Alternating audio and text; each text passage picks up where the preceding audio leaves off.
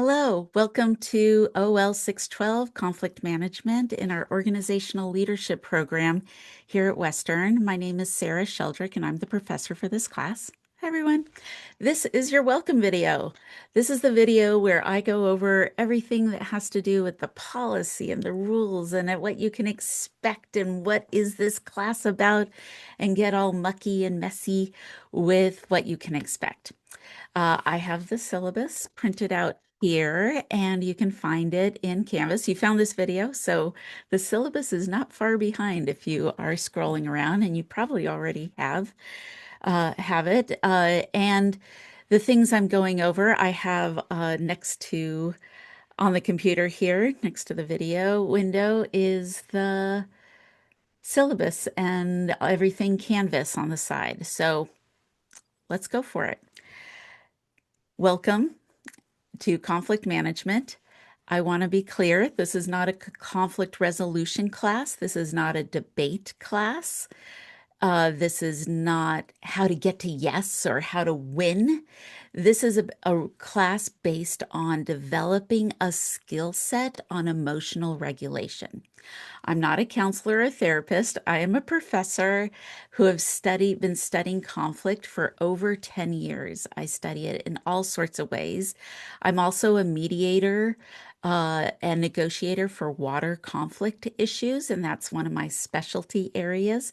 And I do work with farmers and ranchers all over the state of Oregon, and I've traveled around the world, including worked in Israel and West Bank, and also for UNESCO. I did a transboundary aquifer water project for UNESCO. So all of these things make up a lot of what I bring to the class. And in this program, I'm very interested in what you need. What I can bring to the class and what you can use in the class. So you can think about this class as uh, what's the metaphor we should do? Just so you know, this class has a lot of metaphor language embedded into it. So I'm trying to decide, is it the toolbox or a menu? Um, we can think we're at a hardware store as we enter this class. You're going to open up that module and it's going to have videos and vocabulary and podcasts and articles and chapters from books. There's going to be all sorts of information. Whoosh, it's going to come right at you. And I want you to think you're at the hardware store. And there's some tools that you do need for you in your life, whether it's your marriage, for your with as a parent or as a child with parental units. You might need it for your workplace with coworkers and in the organization you're in, or in school as well. All of these places that you can apply this information, and you might have several areas. I want you to think about what tools do you need so that you can move into a leadership mindset and be present to the situation of how to navigate difficult conversations. So when we use the word conflict management, that is purposefully phrased that way because we are interested in the relationship of or the relational piece of conversation in this communication class. And so that means relationships uh, go on, have more life to it than a conflict moment. And conflicts don't always have a really nice little neat end to it. They have residual things that trickle down, or sometimes you think you've resolved a conflict, and then, like a check in the box, it pops up again. And you're like, wait, I thought we took care of that. Apparently, we didn't. How do you handle all that? That can get really frustrating, annoying. It can be depressing. You could put you on the defensive. It can get in the way of a brand new relationship or a new job that has nothing to do with the conflict you had somewhere else. But somehow it just kind of creeps in and starts to ooze into our what's happening right now. So as we go through this class and you start opening these modules full of information, figure out what tools you need in your toolbox. One of the ways we do that in this class is you get to choose your book. I have a video that I did separate where I'm going to talk about each book and how that book relates to the class.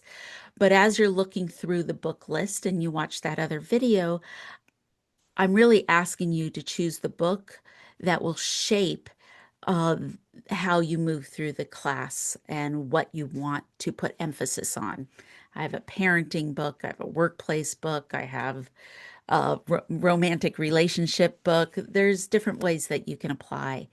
And I want to be clear, like in whether you are here from education or if you're here from interpreting studies, criminal justice, or you're in our organizational leadership program, it doesn't really matter where how you're applying the discipline of conflict management, because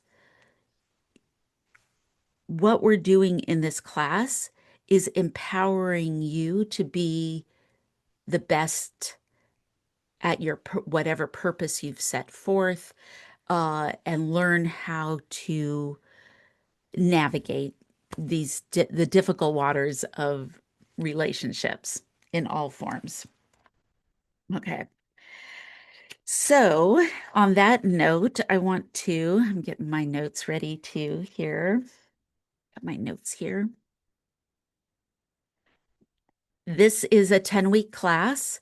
I have about 8 or so weeks of actual content. I don't fill up all 10 weeks with the fire hose of content at you. I want to make sure that there's some breathing room in the class. And so keep an eye on the rhythm of it as we move forward. It is a 3 credit hour class. It's online, asynchronous, which means there's no set time where I'm going to have the whole class meet with me and do a lecture. If you had a synchronized online class, we would have a whole class meeting time once a week where I would do the lecture that way.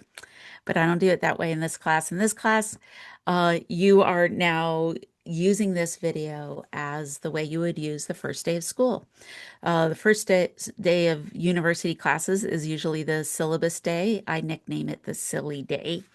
So we're doing the welcome silly day video, and there's some real advantages to this structure, this online structure. And one of the advantages is you can pause me, you could speed me up and listen as fast as you can. You could jump around.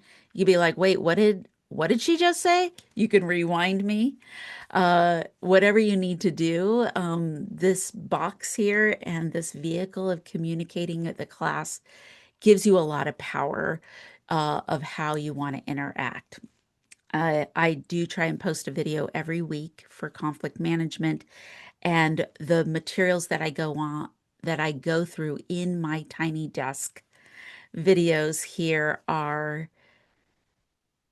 really important to take time with. There's only so much in the content of our Canvas course that I can communicate to you of how theory works, and why are we using communication theory in the way that we do in this class. And what are all these tools and how are they applied? And I'm going to give examples. So those videos are a real anchor to each module week that we have. The other things about the way I have the class designed as an online asynchronous class, and it's a communication class, means that even though it's asynchronous, there will be times where you will have a group and you will have to meet with your group. Those are called our round tables, or sometimes they're called team meetings. I interchange the vocabulary or language, but a round table is a team meeting and a team meeting is a round table. But your round tables are going to be a place where you can discuss the materials. It does take a little bit of time to get ready for a roundtable meeting with your group. And I do like to see you come prepared. I like to see you have understood what all the questions that you need to go over as a team. Some of you have already taken a class from me. If you've taken an online class from me, you already know the format of these meetings when they pull up. And they're a little bit daunting at first because, especially the first one's going to have a lot of rules, a lot of technical information about how I want things recorded. And I am interested in how you frame yourself since communication is verbal and nonverbal. I do expect those to be like recorded in a gallery mode. If you're not sure what gallery mode means, then you need to look that up or clarify with other classmates. But you need to put your view in gallery mode, especially if you're the host recording it. And so you'll record these conversations and send me the recordings, and I'll watch them and I'll give you some feedback.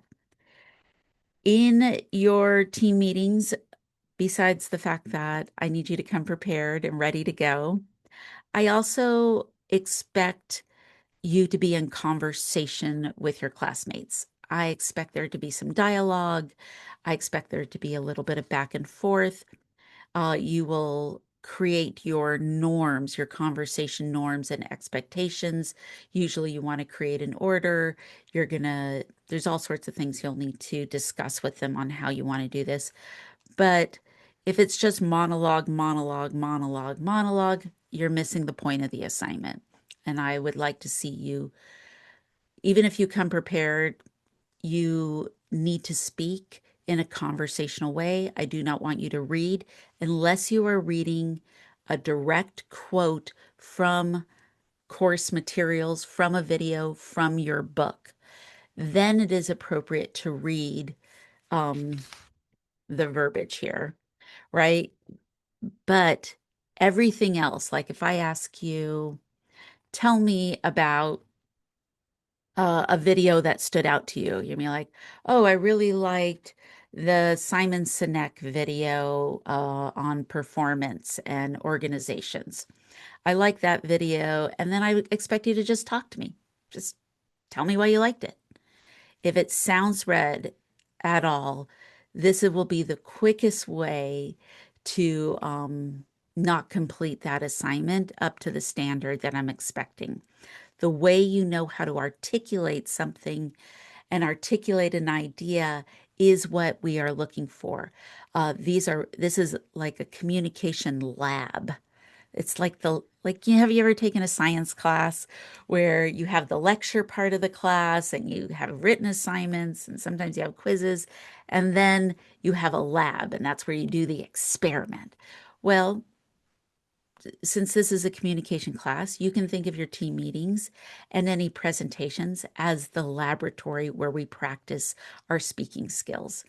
I taught public speaking for almost 20 years. So if you feel like this is a daunting task and it's actually really difficult to talk to yourself alone in a room, which I am doing right now with the door closed, on air sign for my family outside my own office door here, that yes, these are also very difficult things to manage.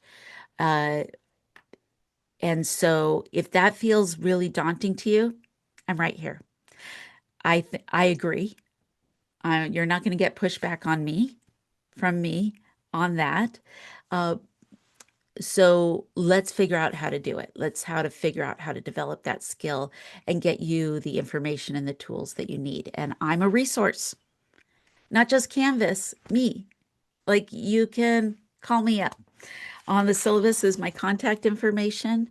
You can send me an email. You can send me a Canvas inbox message. Don't do both because whenever you send a Canvas inbox, I get an email. And then if you send an email and a Canvas inbox, then it's just like it starts to get cluttery. So don't do that. Or I have my mobile phone number on here, my own phone, and you are definitely welcome to text me a quick question or say, hey, I'd like to jump on a call and I'm feeling apprehensive or I'm not sure about da da da da da. Do you have office hours available? And often I might be available the exact same day. The only days I'm not really available is Friday and Saturday. Though on Friday, if you catch me before noon, you might be able to get a hold of me. But by Friday, Saturday, I'm in my family time and I reserve that little pocket for family. But by Sunday, definitely by Sunday by noon, I'm usually on available again for um, doing any even Sunday afternoon calls if you would like. So let's figure it out and get you through the class. I know all of you, most of you are working and have very busy schedules and have your own family times. So we want to figure out how we can manage that. And that's why I put my phone number on there. Sometimes that makes it a little bit easier to do that type of connecting. All right. So we talked about the books. So that's good. We talked a little bit about this class and how what you can expect from conflict management, not a conflict resolution class, but a conflict management.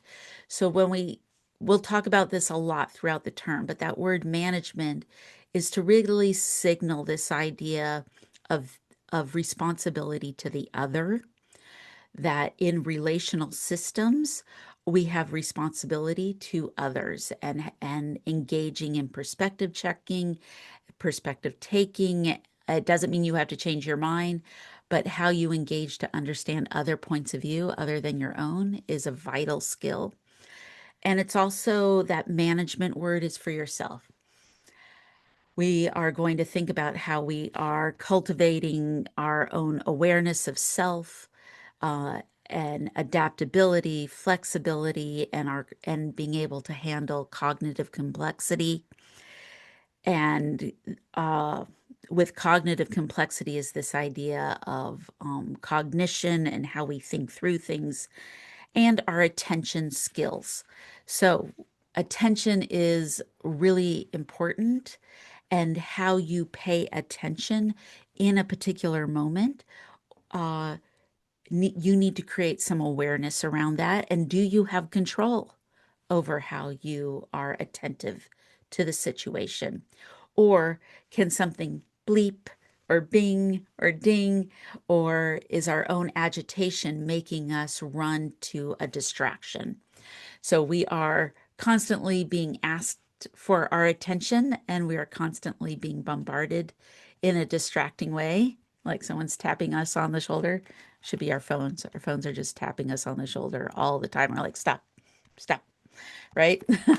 Or so there's things we don't have control over that are trying to grab us, but then there's also things about our own agitation, especially because we're talking about conflict and these and difficult emotions, or how to sit in that and pay attention to it instead of reaching for the distraction so we don't have to think about it. So, we're going to talk about those kind of things. And when I say conflict management, that word management has a whole solar system to it. It's its own ecosystem of dynamics and possibilities, and we want to tap into that this term. Okay. Uh, so that means I in the syllabus I lay out competency areas. There's behavioral competency, cognitive competency, and social competency, which I just talked about when I talked about our responsibility to others, our responsibility for self. How do you balance that? How do you manage that? Because sometimes you have to give up something or do a sacrifice in order for to take care of others. And then sometimes we can't always pay attention to the other. We have to take care of self. It's kind of like a dialectical tension. It's a polarized kind of piece, but we're going to look at, does balance exist in there, and does um, or sometimes you have to make a choice. Can they coexist? Can they coexist? Can you have two people and three opinions? Can two things be right? These are the kind of things we're talking about. Okay. So let me talk a bit about, I'm going to get to the assignments for sure. I'm going to get to my grading policy.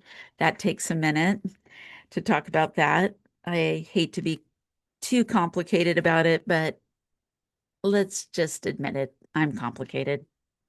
I have some high maintenance late policy, and that's really just what I've designed over the years of my teaching to make the class as accessible as possible, but keeping it within a structure. So we'll talk about that. But first, I want to talk about some of the themes of the class, the focus of the class. Definitely week one is like, let's just get to know this topic. There's a lot of definitions. What is interpersonal conflict management, which is not global conflict management? That's not what we're studying. But we are studying interpersonal. And the word interpersonal is its own field of communication studies, which is my part of my background, is that piece, which is the conversation. It's not, it's there's a lot of group dynamics and in organizational leadership. That team approach is really important for us to understand how to manage that. But primarily, we are looking at the interpersonal encounter, which is the dyad, the one and the two in conversation with each other.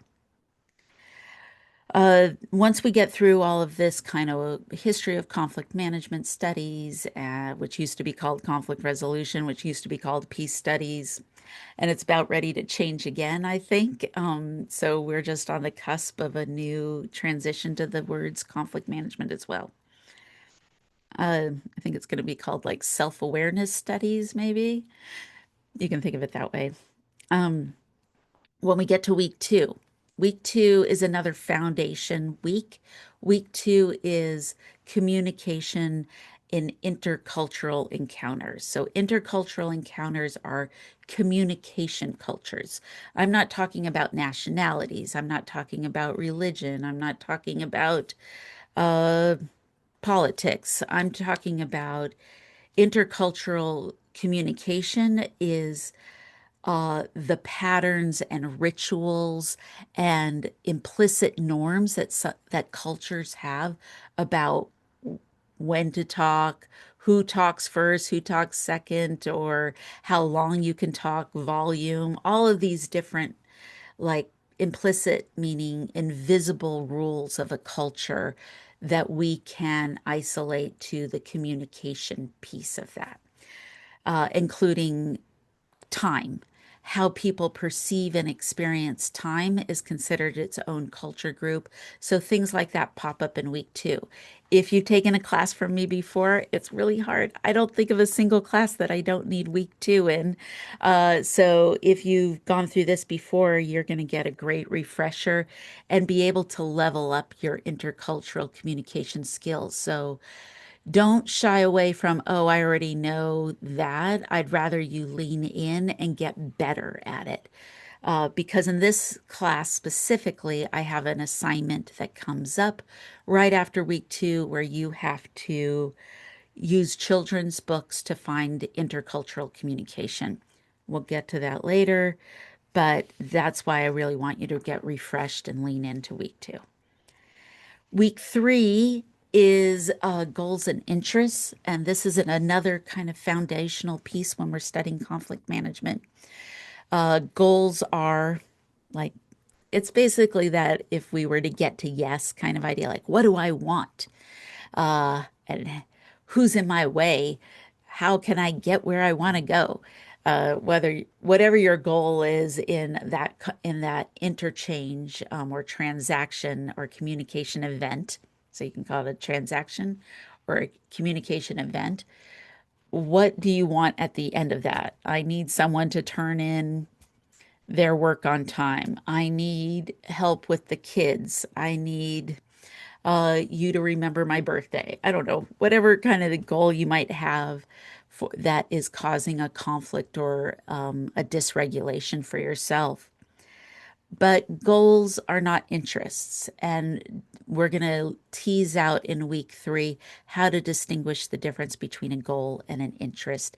And if we can get more to that interest, we might actually find more ways to unlock uh, a place where we can actually open up the dialogue and move through the situation. We'll also talk a lot about identity that week. Identity management is a theory, another theory, that communication theory that we're going to use, where we are talking about all the different ways that we manage our identity, either through conversation, the vocabulary words we choose, how we pronounce and articulate words, the clothing that we use, hairstyles, clothing, anything that we have a choice about, including cars. Cars have a lot of identity, or the type of transportation you use. Or do you use a bicycle? Do you like to ride a motorcycle? Are you more of a bus person and you got your bus pass, like, or a train or metros and subways, things like that? All of these are kind of wrapped up in our ideas of identity and how people perceive us and how we want to be perceived. And so when we understand a bit about our own identities and our goals and interests, and the trying to consider the other person's identity and goals and interests, now we're laying out. Now we really, by the end of week 3, you are going to have a fundamental shift of how you're thinking about communication and dialogue and conversations. Okay, that's a lot, right? We're only in week 3. And week 4 is when we go into conflict styles. So conflict styles are when we're going to talk about what does it mean if someone's avoiding a conflict, or if someone's an accommodator. An accommodator can tip really quickly into functional, to dysfunctional, being an over accommodator, or sometimes the nickname for it is people pleasing. But when accommodating is, we're going to talk a lot about when is accommodating functional. We're going to talk about why that functional accommodation is the most successful form of conflict styles for long-term relationships, for relationships that are, we're talking about 5 years, 10 years, 20 years. When we talk about long-term partnerships, things like that, they're most often using accommodation in a functional way, not the dysfunctional one. Uh, and then there's compromise. This is where I'll save it. We'll put a pin in it, basically. But I'm going to be talking a lot about why compromise is the worst choice. And this is kind of like trying to change directions in the river to avoid a rapid, because the culture uh, uses the word compromise as the highest form. Like, oh, you just need a compromise. This, right? But no. So wait for week 4. That's an exciting moment when we get to it. We'll also talk about competition, and this is where we're going to get into the definition of what is true collaboration. Okay, week 5 is where we're going to go into the vocabulary of emotions, and the function of emotions in the way we regulate our bodies. This is the week where we're going to talk about how conflicts escalate. What is de-escalation? How do you get to de-escalation? One of the keys to it is, how is your vocabulary for emotions? Like, can you actually get into the nuanced, into the weeds, into different emotional language to name what you're experiencing? And it's not necessarily something you need to articulate to someone else, but the difference between saying that made me mad and I'm frustrated with the situation, uh, is is a powerful distinction, and we want to get into that, which is why one of the books is about emotions. So if you choose Atlas of the Heart by Brené Brown, that will really click in when we get to that emotion week, as well as the Gottman's book, Fight Right. Week 6. Week 6 is where we're going to go into conflict mapping. So, this is another tool for your toolbox where we're going to learn how to create a visual map. I wonder if I have an example sitting right here anywhere. Sometimes I have one handy, a conflict map. I don't see one. I just cleaned up my office, so I must have put it away. But a conflict map is, it's not like a brainstorming map, but it kind of has that bubble look to it. But basically, it's where you figure out the relationship to parties and who knows who. And there's all these situational mapping or conflict mapping is to find out who are the main parties, who are the secondary parties, third parties, and who knows who. And we're going to dive into that um, through an exercise in week 6. That's also where we're going to kind of dive into the topic of nonviolence. And this might be the one week where we kind of zoom out a little because that's what a conflict map wants you to do. It wants you to look at the conflict in a much bigger macro lens as opposed to the zooming into the nuance of what intercultural communication or goals and interests want us to do. Now we're going to zoom way out and look at the whole. So, nonviolence and nonviolent communication are a couple of different things, and we're going to tease that out. In week 7, we have a week on mediation and facilitation and bargaining and negotiations. This is the more it's kind of a retro week. We can call it retro week, going back to the 80s, the 70s and 80s of what conflict management class, when it was called conflict resolution. This would be the week on conflict resolution. How do you get to a place where you can walk away from a situation? And sometimes, even if you have the best mediators and bargainers and negotiators in the room, sometimes you can't come up with a solution. That's one of our communication principles. Not what is that not all communication solves problems. I remembered, not all communication solves problems. Okay, week 8 is forgiveness and reconciliation. That's our final week of content for the term.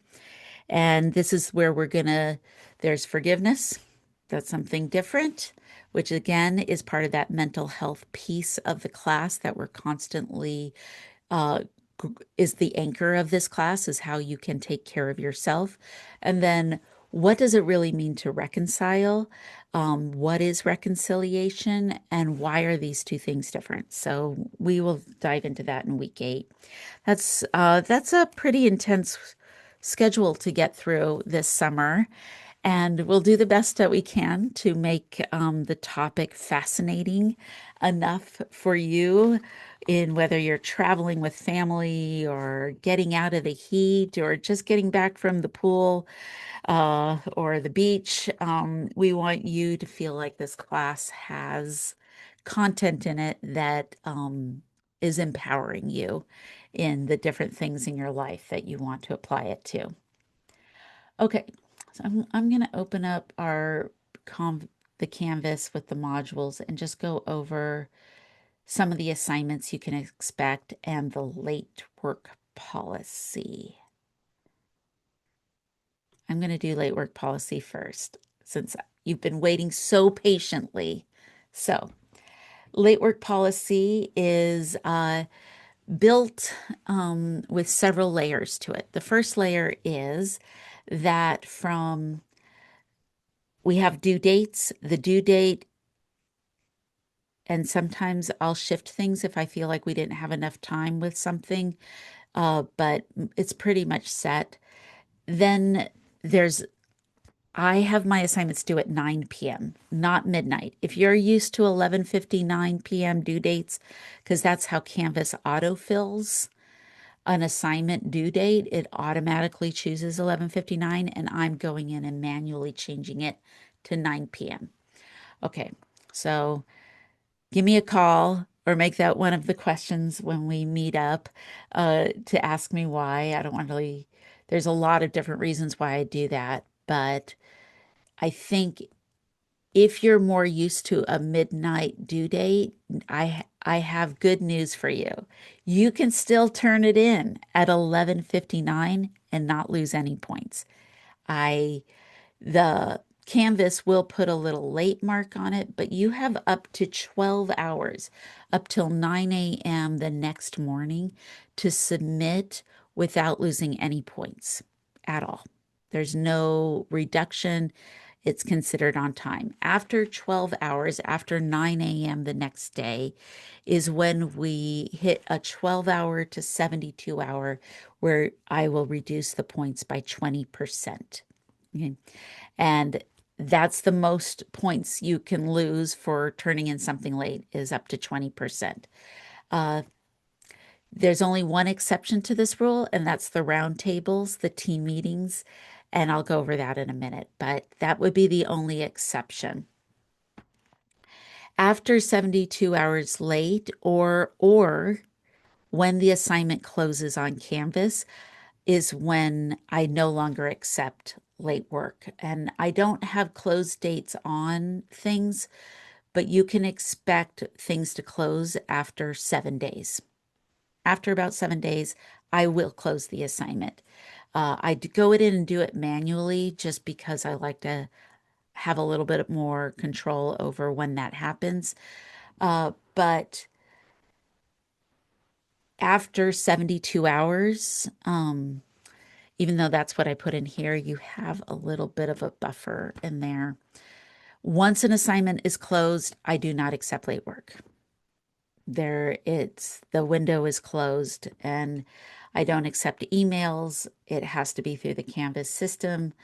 The only exception to sending me something in email is if you're experiencing a Canvas difficulty and you're not sure if it loaded right, you could send it to me by email and say, hey, I'm just not sure, or I struggled with getting it on Canvas, especially when you have videos to upload. This can happen. Or a photo isn't uploading the way you wanted it to. You could send it to me email and ask me for technical help. Might jump on a call and walk through it. I do expect if you send it to me email and you were running into technical problems, I will expect you to contact the computer help desk or the learning center on campus where the Canvas experts live on at Western and ask them for why did this happen? Can you help me upload it? Because if the assignment's still open, I still want it eventually on Canvas, even if you struggle to get it in at the right time. And then always use the comment section in the grade center or in the assignment section when you're submitting to let me know you also sent an email. Because when I'm grading, I'm not going to always remember. I don't have email open. So I'm not going to always remember it's there. And when I'm in my grading, when I'm in the grading zone, uh, you need to have that little note there to remind me where to look. Oh, my voice is getting gravelly. Okay. Next. But wait, there is more. So after 72 after that 12-hour mark, um, up to 72 hours, you can use a flex token. A flex token is where you get 3 flex tokens for the whole 10 weeks, and each flex token can be used for a late submission. That's more than 12 hours late and up to 72 hours. And if you want to use one of your flex tokens, then I won't even take the 20% off. I'll just grade it as if it was turned in on time without any point reduction. So that is a great thing to use. Take good care of your flex points because once you've run out of them, then we'll just default to the late policy. And let's see, what else do I want to say about? Oh, and if you don't use them at all, they become bonus points. Now, there's a lot of reasons why I have flex tokens too. Everything I do is very intentional, and I'm very transparent. If you ever want to dialogue with me about the course design or the choices I make, I'm more than happy to fill you in. But this is mostly for fairness and for self-care, since this is a class that's asking you to take care of yourself and work on your mental health. One piece of this is like if it's not your night to turn that in, you could, like, I just need to go to bed, then just go to bed and then wake up in the morning and work on the assignment. Or if you need an extra couple of days, do it and then use one of your flex tokens. This is for you to take care of yourself. There's a window for you in this class. And it's also for privacy. You might want to turn in something late and you don't have to tell me why. I am not your boss. I'm not, you don't have to. I'm here if you want to talk through something, and I love talking with all the students. But if you need privacy, you get privacy. And this reminds me, one of my most important rules is do not send me private medical information. Do not send me doctor's notes. This is another, I am not your boss, and you are an adult. I'm a professor in a college, and this is the class I teach, and I'm expecting you to take care of the things you need to take care of. And so this gives you a little bit of personal freedom to manage the things of your that make up your life and this choice to enter into this class with me. So, as promised, the conflict roundtables, the roundtable discussions that you're going to have a totally different late policy that do not apply. You have three roundtables: week 3, week 5, and week 8. And you can submit these up to 7 days late or after the post. I don't even want to call them late. You can turn them in up to 7 days after the posted due date on Canvas, and they will not be considered late. You do not have to use a flex token.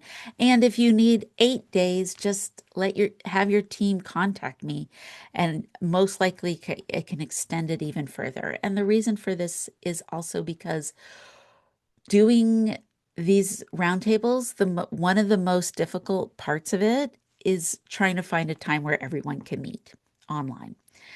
They're about an hour long conversation. You need to be able to reserve space and time in your life that lines up exactly with your other team play, your group, where they can find an hour of time. That is a conflict. So we already have a conflict right away in the class that you will have to manage. And so that's why I give you a little bit of wiggle room if your team needs it. Uh, it's really difficult with a class like this, especially in graduate work, to make up a team meeting. There might be, on a case by case basis, a way for someone to make up a team meeting, and that will be something we would have to get into a Zoom room and discuss as we move forward with the class. But hopefully, please, let's all just work together and make those team meetings happen, get each other's phone numbers, decide who's your project manager for your group, and send out a reminder, make sure everyone has Zoom available, that you can get into that gallery mode, things like that. Test your audio. Also, Zoom filters are really advanced now. So you might be in a room where you can hear a dog barking, you can hear a garbage truck backing up outside, but the people in your Zoom room will most likely not hear that at all. There's really advanced filters and settings now that have developed since Zoom became super popular in 2020 because of COVID-19, that have been developed. So, and you can set your filter to where you want it if you wanted ambient noise. So actually, funny story. I know I'm going late, but I just have to say, like that.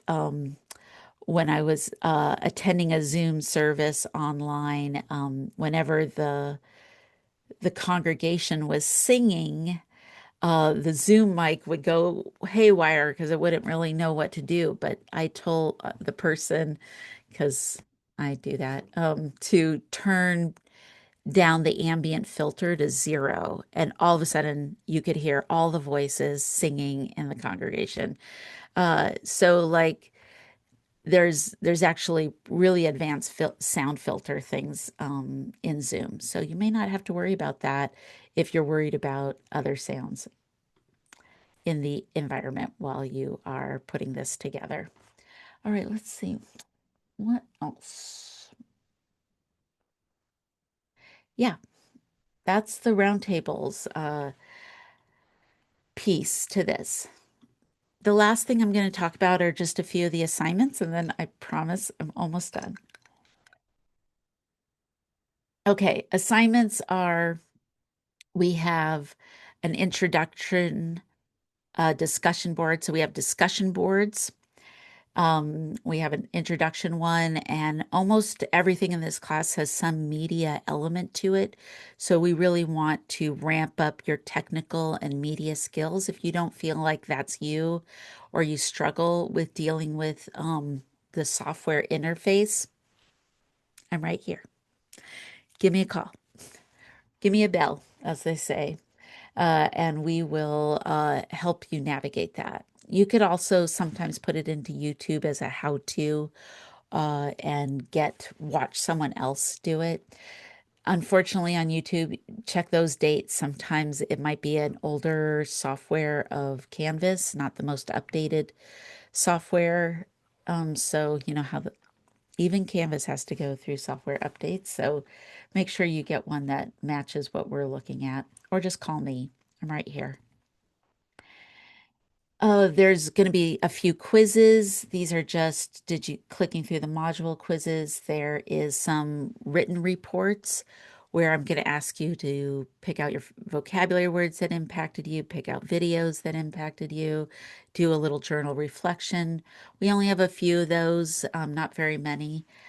Then the other type of discussions boards that we have, the children's book report, the metaphor report, conflict mapping, and music and lyrics. So I guess there's about 4 discussion boards that are content where you're going to have to do a tiny desk video, kind of like me, a tiny desk presentation where you're going to, and each one of those assignments, I make a video for each assignment.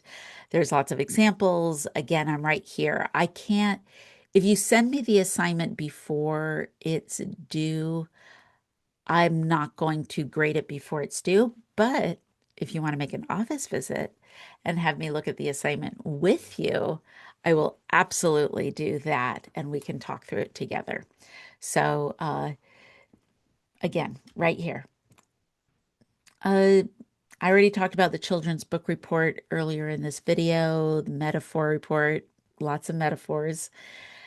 Conflict mapping, I kind of discussed that when I went through the weeks, and that's when you're going to make a map, your own situational conflict map. And music and lyrics is a really fun one that gets later towards the end of the term, and that's where you will find a song that where and kind of evaluate the conflict in the song. Maybe you'll have some good ones. Maybe you're already thinking about your playlist. I love music. If you're in any of my classes, movies and TV shows and music, I love it all. So we will use all those kind of pop culture things. You have, of course, your roundtables. You'll be going through those. And then there is a book report due towards the end of the term. I'll say this in the other video about the book, but please have your book read by week 7. So you want to take your book and you have about 7 weeks to get it and start reading it and dividing it up, and go to the book. I'll talk about that in the other video. I'm not going to do it here. And then you have your last little roundup at the end, your leadership report. Okay. Ta-da! That's it. We got through it. I hope this was useful. I'm really looking forward to this class as I do every term. This is a really important topic for me, and there's always a good time to learn how to be functional in difficult situations and with difficult topics. We want to manage and self-regulate. Have a good day, everyone. Bye bye.